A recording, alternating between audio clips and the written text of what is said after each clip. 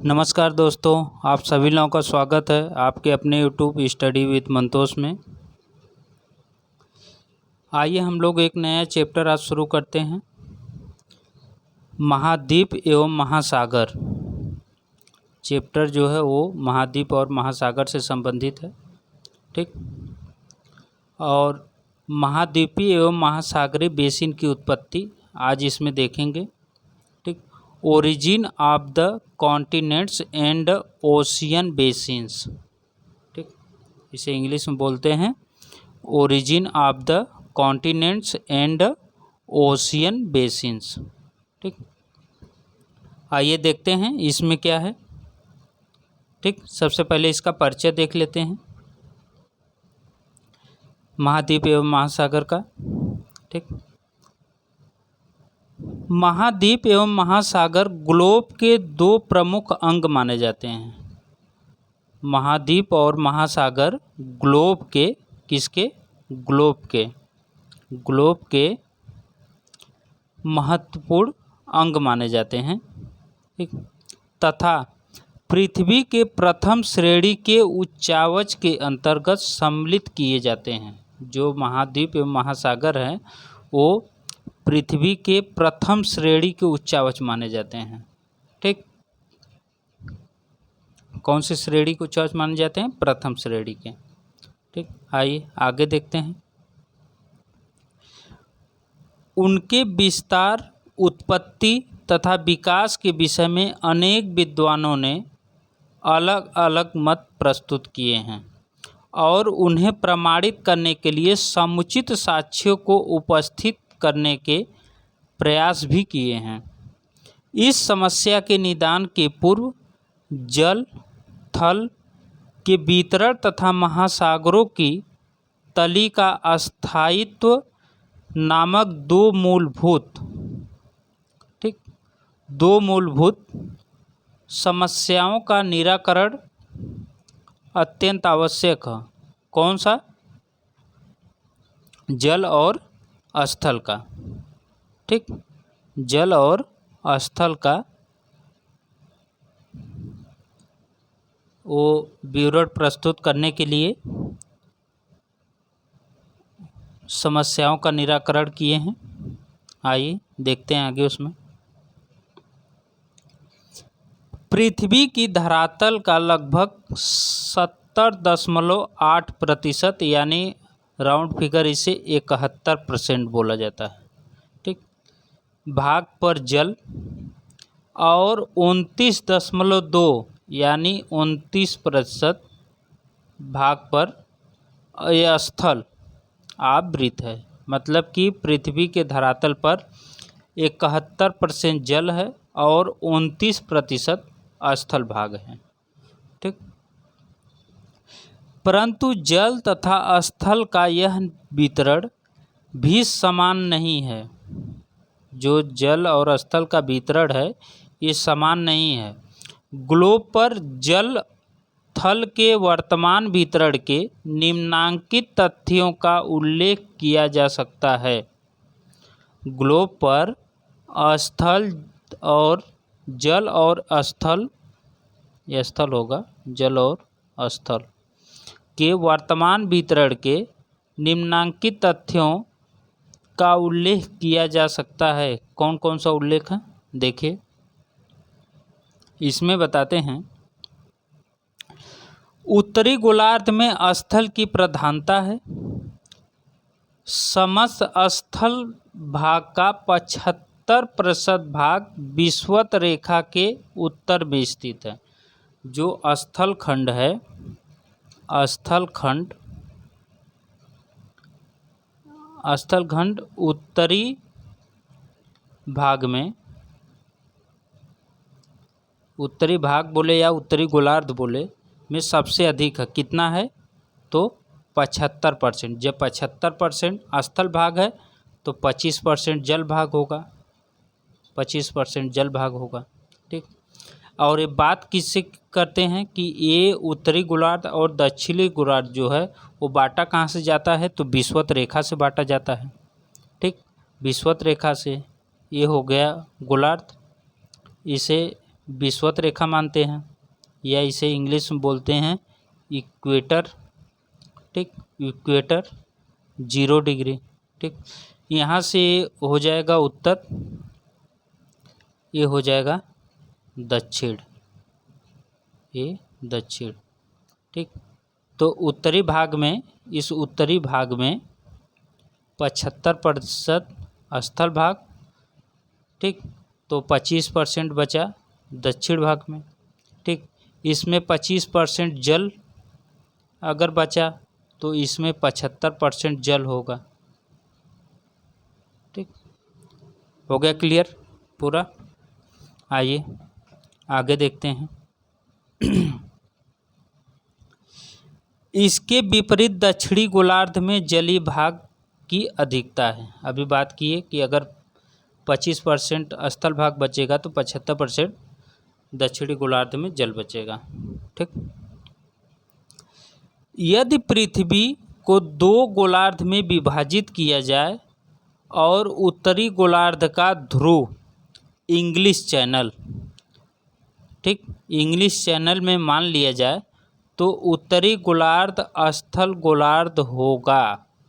ठीक, अगर बताते हैं कि गोलार्ध को 2 भागों में विभाजित किया जाए, ये गोलार्ध हो गया है, इसे 2 भागों में विभाजित किया जाए और इसका जो उत्तरी गोलार्ध का जो ध्रुव है, मान लीजिए ध्रुव, इसको अगर इंग्लिश चैनल के पास माना जाए, ठीक, इंग्लिश चैनल के पास माना जाए अगर, तो उत्तरी गोलार्ध स्थल भाग होगा। बताते हैं कि उत्तरी गोलार्ध स्थल भाग होगा। अब आगे क्या कहते हैं, इसी तरह यदि दक्षिणी गोलार्ध का ध्रुव न्यूजीलैंड के पास हो तो दक्षिणी गोलार्ध जल गोलार्ध होगा। ठीक, बताते हैं कि अगर ये जो गोलार्ध है, गोलार्ध का ये दक्षिणी ध्रुव जो है, दक्षिणी ध्रुव, ठीक, ये दक्षिणी ध्रुव जो है, अगर इसे कहाँ माना जाए, न्यूजीलैंड, ठीक, न्यूजीलैंड के पास अगर इसको मान लिया जाए तो बताते हैं कि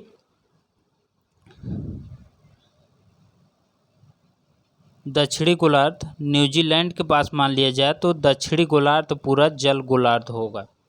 ठीक, ये ऑस्ट्रेलिया के नीचे इस साइड पे पड़ता है ऐसे न्यूजीलैंड। बताते हैं कि अगर न्यूजीलैंड के पास मान लिया जाए तो दक्षिणी गोलार्ध पूरा जल गोलार्ध होगा। ठीक, आगे इस प्रकार स्थल गोलार्ध में समस्त पृथ्वी का 83% स्थलीय भाग है तथा जल गोलार्ध में जल का 90.6% भाग सम्मिलित होगा। जल गोलार्ध में जल का 90% और स्थल भाग में स्थल का 83%। ठीक, आगे महाद्वीप का भाग लगभग त्रिभुज के आकार में फैला है। बताते हैं कि जो महाद्वीप है, महाद्वीपों का जो भाग है वो त्रिभुज के रूप में फैला है। ठीक,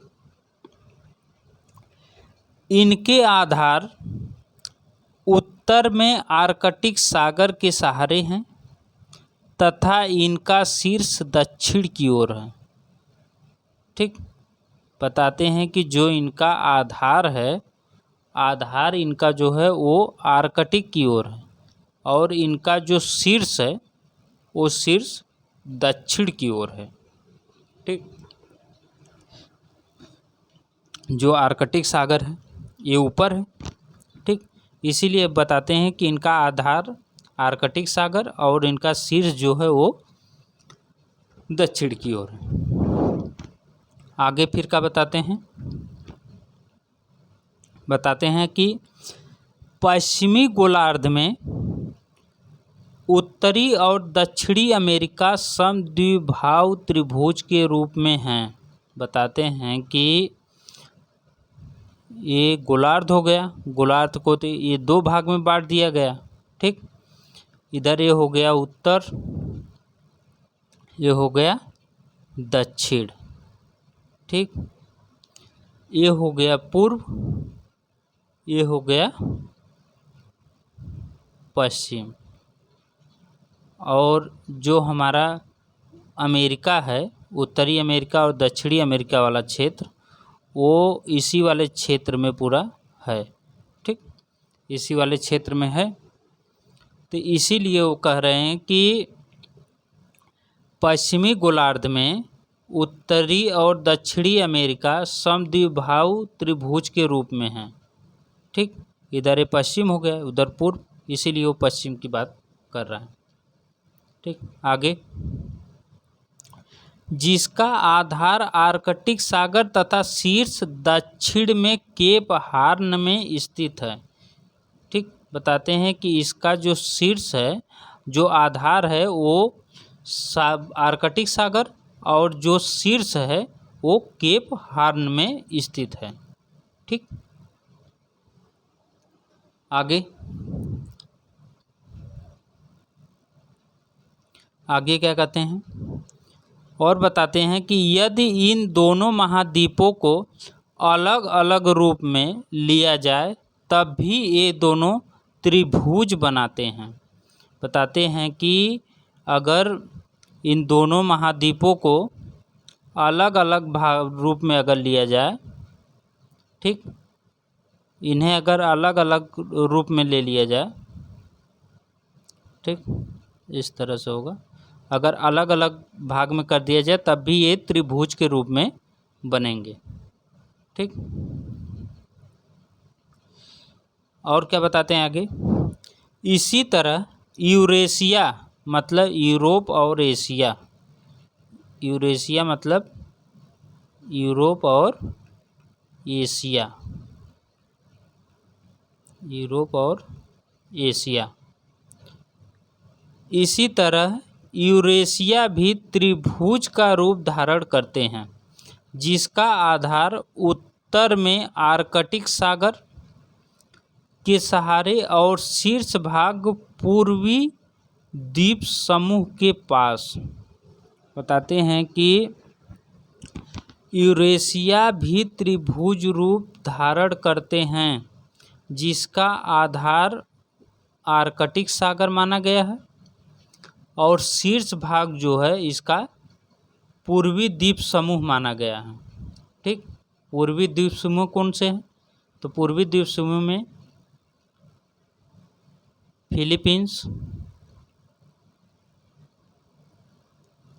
फिलीपींस है। ठीक, और फिलीपींस के आसपास के जो हैं, जो जैसे ताइवान, इंडोनेशिया,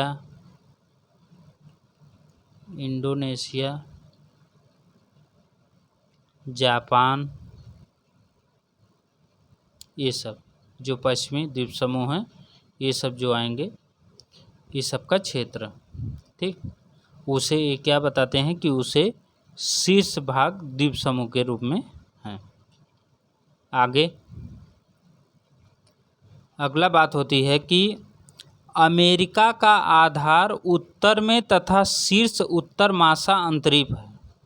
अमेरिका का जो आधार है वो उत्तर में तथा शीर्ष उत्तर मासा अंतरिप में। अलग अलग रूप में भी सभी महाद्वीप ऑस्ट्रेलिया महाद्वीप को छोड़कर बाकी और जो महाद्वीप हैं वो सब त्रिभुजाकार हैं। ठीक, जिनके आधार उत्तर में परंतु शीर्ष जो है दक्षिण में। सबके जो आधार है वो उत्तर में है और शीर्ष जो है वो दक्षिण में है। ठीक, और सभी जो है महाद्वीप वो त्रिभुज के आकार में हैं। आमतौर पर महासागर भी त्रिभुजाकार है। बताते हैं कि जो महासागर है ये भी त्रिभुजाकार है। अब ये कैसे है, देखिए, स्थल भाग के विपरीत महासागर का आधार दक्षिण में तथा शीर्ष उत्तर में पाए जाते हैं। बताते हैं कि इनका भी जो आधार है वो आधार दक्षिण में तथा शीर्ष जो है उत्तर में पाए जाते हैं। ठीक, और उनका जो है आधार जो था वो उत्तर में था, शीर्ष जो है दक्षिण में था। इसका जो आधार वो दक्षिण में है तथा शीर्ष जो है वो उत्तर में है। ठीक, अंध महासागर मतलब अटलांटिक महासागर। ठीक, अंध महासागर मतलब अटलांटिक महासागर का आधार के केप हार्न एवं उत्तर मासा अंतरीप के मध्य है तथा शीर्ष भाग ग्रीनलैंड के पूर्व में है। बताते हैं कि इनका जो आधार है वो केप हार्न और जो केप हार्न एवं उत्तर मासा अंतरीप के मध्य तथा शीर्ष भाग ग्रीनलैंड के पूर्व में है। ठीक, हिंद महासागर का शीर्ष बंगाल की खाड़ी है। अंध महासागर का जो शीर्ष है, अंध महासागर का शीर्ष ग्रीनलैंड के पूर्व में है। आधार केप हार्न एवं उत्तर मासा अंतरीप है और हिंद महासागर का शीर्ष जो है वो बंगाल की खाड़ी है और अरब सागर के रूप में है। ठीक, प्रशांत महासागर की बात करें तो प्रशांत महासागर का शीर्ष जो है वो एल्यूसियन द्वीप के पास है तथा आधार जो है वो दक्षिण में है। ठीक, उत्तरी ध्रुव के चतुर्थी जल भाग विस्तार है जबकि दक्षिणी ध्रुव के पास स्थल भाग का विस्तार है। उत्तरी ध्रुव के पास जो है जल भाग का विस्तार है और दक्षिणी ध्रुव के पास स्थल भाग का विस्तार है। एक इसके महासागर के अकॉर्डिंग। ठीक, महाद्वीप नहीं, ये महासागर के अकॉर्डिंग। ठीक, धरातल पर जल तथा स्थल भाग एक दूसरे के विपरीत स्थित हैं। ये लाइन बहुत इम्पॉर्टेंट है। ठीक, ये लाइन बहुत इम्पॉर्टेंट है। धरातल पर जल तथा स्थल भाग एक दूसरे के विपरीत हैं। अगला, अब आइए देखते हैं सिद्धांत। इतना तो हो गया इसके बारे में पूरा, महाद्वीप महासागर का कैसे कैसे है, त्रिभुजाकार कैसे है, उसका शीर्ष और आधार कहाँ था, ये सब हो गया। अब देखेंगे सिद्धांत, इस महाद्वीप और महासागर के बारे में कौन कौन अपना मत दिया है और उस मत में क्या कहा है। ठीक, तो इसमें आज सबसे पहला मत जो देखेंगे वो लॉर्ड केल्विन का देखेंगे। ठीक, लॉर्ड केल्विन महोदय का, आइए दिखते हैं लॉर्ड केल्विन महोदय का। लॉर्ड केल्विन के अनुसार पृथ्वी की उत्पत्ति वायव्य कुंडलाकार निहारिका से हुई। ये प्रश्न पूछा गया है कि लॉर्ड केल्विन का मत, जो लॉर्ड केल्विन की परिकल्पना है वो कौन सी है, तो वायव्य कुंडलाकार, वायव्य कुंडलाकार परिकल्पना है। ठीक, वायव्य कुंडलाकार निहारिका परिकल्पना। ठीक, ये भी प्रश्न पूछा गया है कि लॉर्ड केल्विन किससे संबंधित हैं, तो लॉर्ड केल्विन महाद्वीप और महासागर से संबंधित हैं। ठीक, इतना हो गया क्लियर। आइए आगे देखते हैं कि ये अपने मत में क्या कहते हैं लॉर्ड केल्विन। इस आधार पर पृथ्वी अपनी प्रारंभिक अवस्था में वायव्य के रूप में थी। वायव्य मतलब बोले तो गैसीय। इसके पहले मैं इसके बारे में विस्तृत चर्चा किया हूँ, आप लोग जाके प्लेलिस्ट में देख सकते हैं। ठीक, जब कांट का वायव्य राशि, कांट का गैसीय परिकल्पना जब मैं पढ़ा रहा था तो उसमें इसके बारे में चर्चा किया हूँ मैं कि वायव्य मतलब गैस होता है। इस आधार पर पृथ्वी अपनी प्रारंभिक अवस्था में वायव्य के रूप में थी। अपेक्षित समय में पृथ्वी शीतल हो गई। कुछ समय में जो है पृथ्वी शीतल हो गई। अब शीतल कैसे हुई देखिए, जिससे इसके बाह्य चट्टानी धरातल का निर्माण हो गया। जब ये शीतल हुई तो इसके जो ऊपरी वाला भाग है वो धरातली जो चट्टान है उसका जो है निर्माण हुआ। ठीक, उसका निर्माण हुआ। पृथ्वी के शीतल होते समय संकुचन के कारण इसका कुछ भाग ऊपर रह गया। बताते हैं कि जब पृथ्वी शीतल हो रही थी तो इसका कुछ भाग जो है वो ऊपर रह गया। ठीक, और कुछ भाग नीचे चला गया। बताते हैं कि कुछ भाग इसका ऊपर रह गया और कुछ भाग इसका नीचे धंस गया। ठीक, बताते हैं कि इस प्रकार ऊपर स्थित स्थल भाग महाद्वीप बना। जो ऊपर उठा हुआ भाग था वो बताते हैं कि ये महाद्वीप और जो निचले भाग ने सागर तली को जन्म दिया। मतलब कि जो निचला भाग वो महासागर बना। ठीक, बताते हैं कि जो ऊपर उठा हुआ भाग था उसको महाद्वीप बोला गया, जो नीचे धंसा हुआ भाग था उसे महासागर बोला गया। ठीक, आगे वायुमंडलीय जलवाष्प से यह निचले भाग जल प्लावित होकर भर गए तथा वर्तमान महासागर का निर्माण हुआ। बताते हैं कि वायुमंडलीय जलवाष्प से यह निचले भाग जल प्लावित होकर भर गए तथा वर्तमान महासागर का निर्माण हुआ। ठीक, अब तो जो नीचे वाला भाग था धंसा हुआ उसमें जल भी भर गया। अब लेकिन इसकी आलोचना हुई। अब इसकी आलोचना क्या हुई, देखिए। इस परिकल्पना के अनुसार महाद्वीप अपने स्थान पर स्थित हैं। बताते हैं कि इस परिकल्पना के अनुसार महाद्वीप अपने स्थान पर स्थित हैं। उनकी स्थिति तथा आकार में परिवर्तन नहीं हो सकता है, परंतु यह तथ्य महाद्वीपीय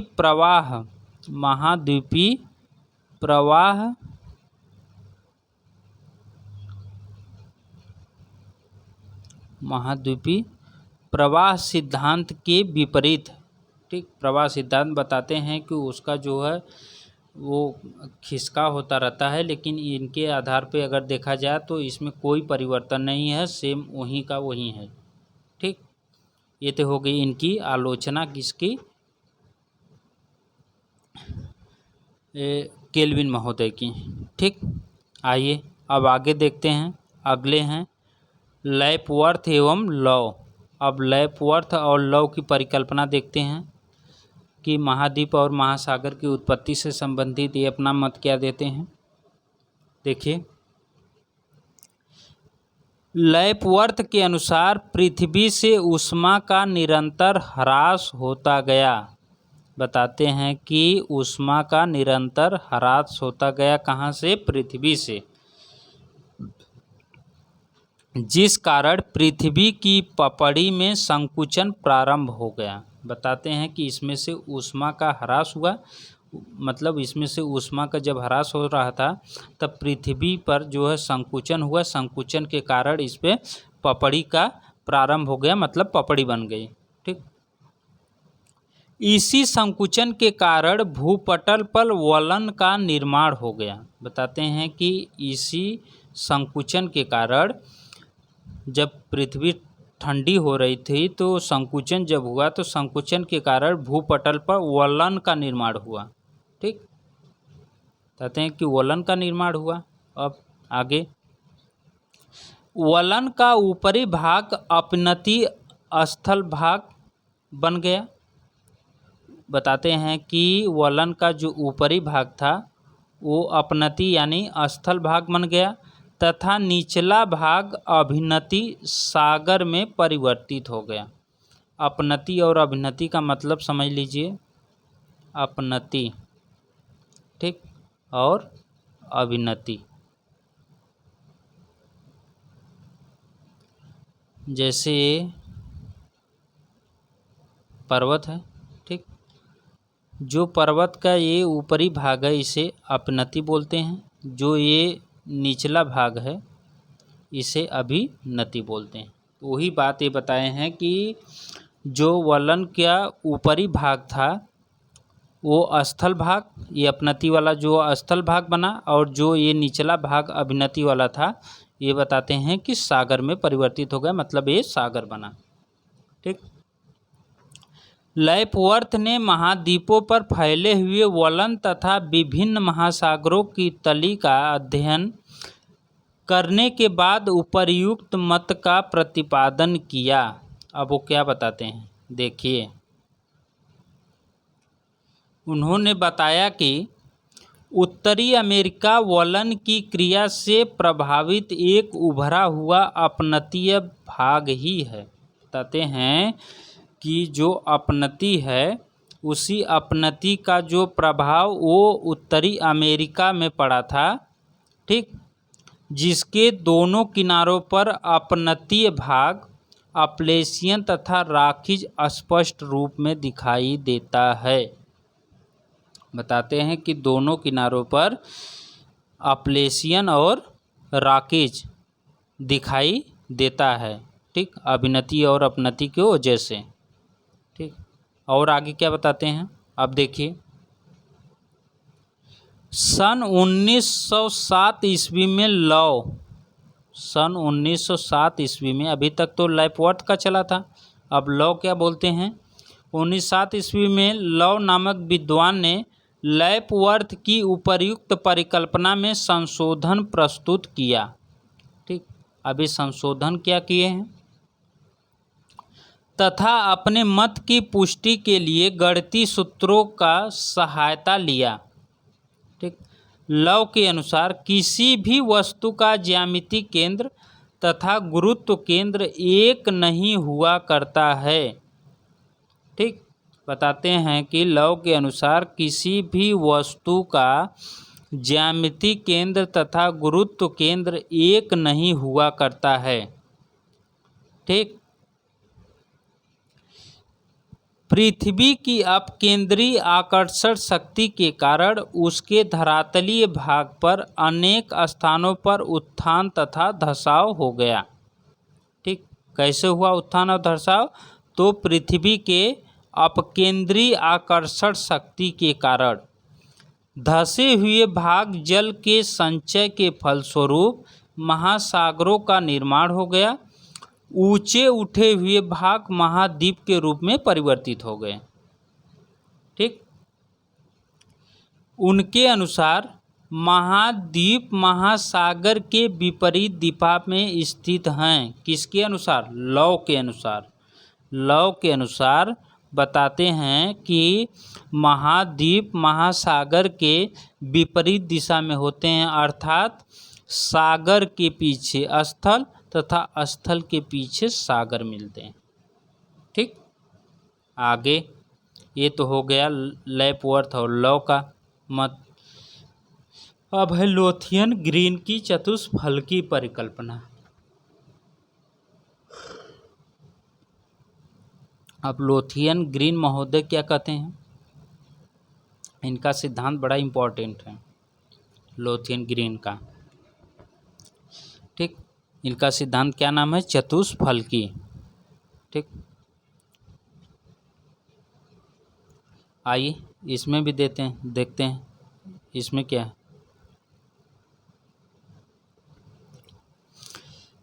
ग्रीन ने अपनी इस परिकल्पना का प्रतिपादन सागर तथा स्थल के वर्तमान वितरण को ध्यान में रखते हुए किया है। ठीक। उन्होंने निम्नांकित तथ्यों को अपनी परिकल्पना द्वारा स्पष्ट करने का प्रयास किया है। अब वो कौन कौन से तथ्य हैं जिसको स्पष्ट करने का प्रयास किया है, जिसमें पहला है उत्तरी गोलार्ध में स्थल तथा दक्षिणी गोलार्ध में जल की बहुलता।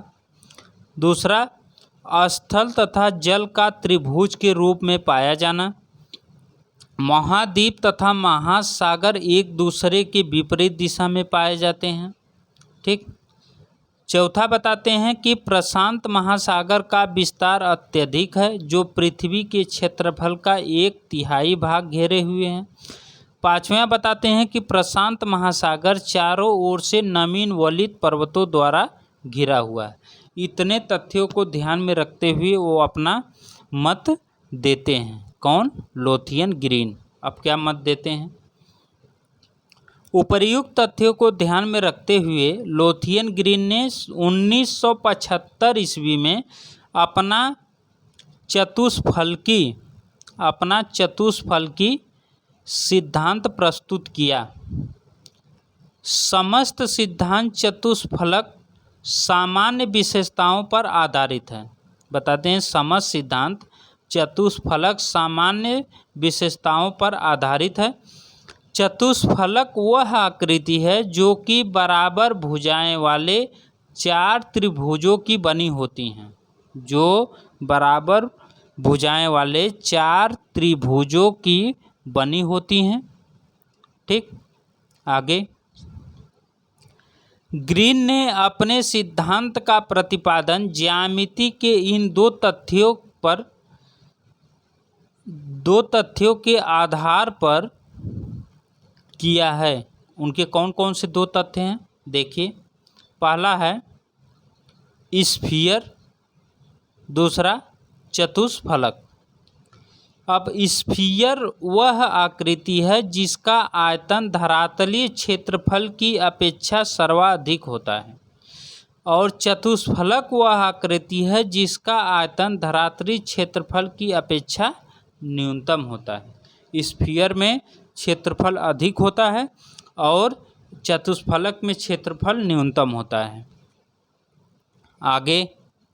आगे क्या बताते हैं?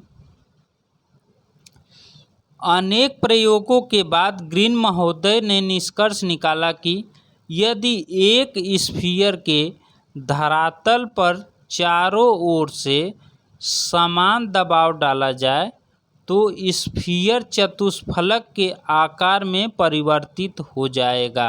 बताते हैं कि अगर स्फीयर के धरातल पर चारों ओर से समान अगर दबाव डाला जाएगा तो स्फीयर जो है वो चतुष्फलक के आकार में हो जाएगा। ठीक, इस सिद्धांत को ग्रीन ने पुनः पृथ्वी के ऊपर लागू किया, क्योंकि जब पृथ्वी की रचना हुई तो प्रारंभ में वह एक स्फीयर के रूप में थी। प्रारंभ में वह एक स्फीयर के रूप में थी। ठीक, अब इनका जो चतुष्फलकी सिद्धांत का जो ये एक मॉडल बना के दिए थे, देखिए वो मॉडल कैसे बनाए थे। ठीक,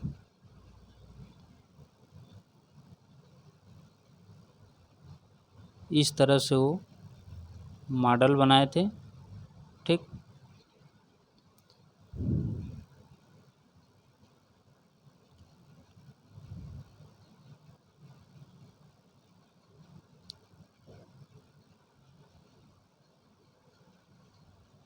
इस तरह से वो एक मॉडल बनाए थे। ठीक, दूसरा कलर ले लेते हैं इसी में।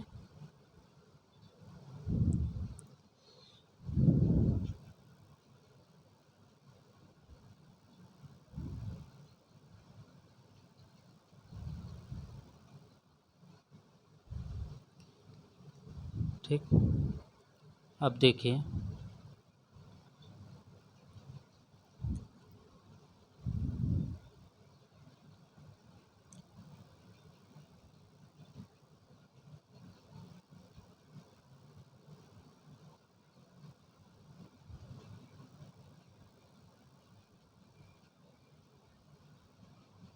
ठीक, इस तरह से वो अपना मॉडल दिए थे, जिसमें उन्होंने यहाँ पर कनाडा रखा था, कनाडा। ठीक, यहाँ पे साइबेरिया,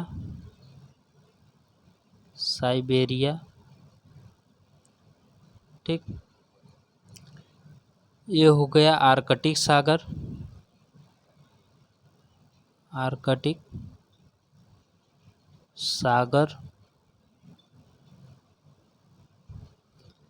ये हो गया हिंद सागर, इसको बोलते हैं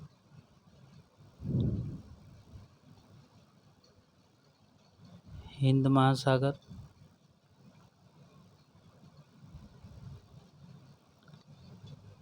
इसे बोलते हैं अटलांटिक महासागर।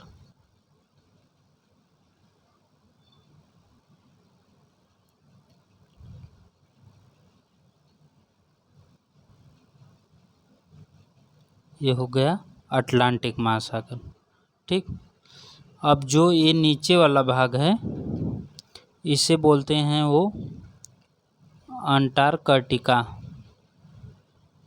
ठीक,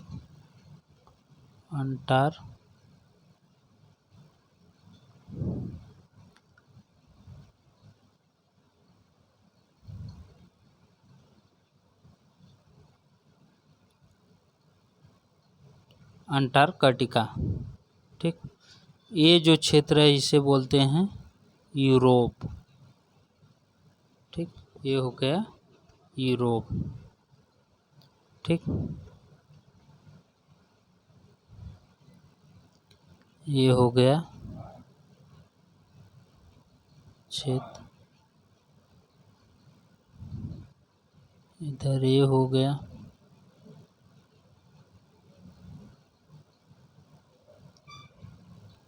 इधर ये हो गया। ठीक, अब देखिए ये चतुष्फलक रूप में हो गया।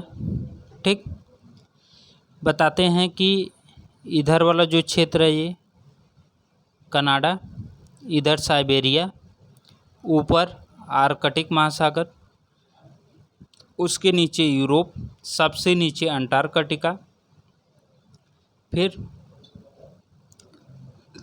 हिंद महासागर, दाहिने साइड बाएं साइड अटलांटिक महासागर को रखे थे। ठीक, और यही वो फिगर बनाए थे। ठीक, इतना फिगर बनाकर जो है वो पूरा ये विवरण अपना दिए थे। ठीक,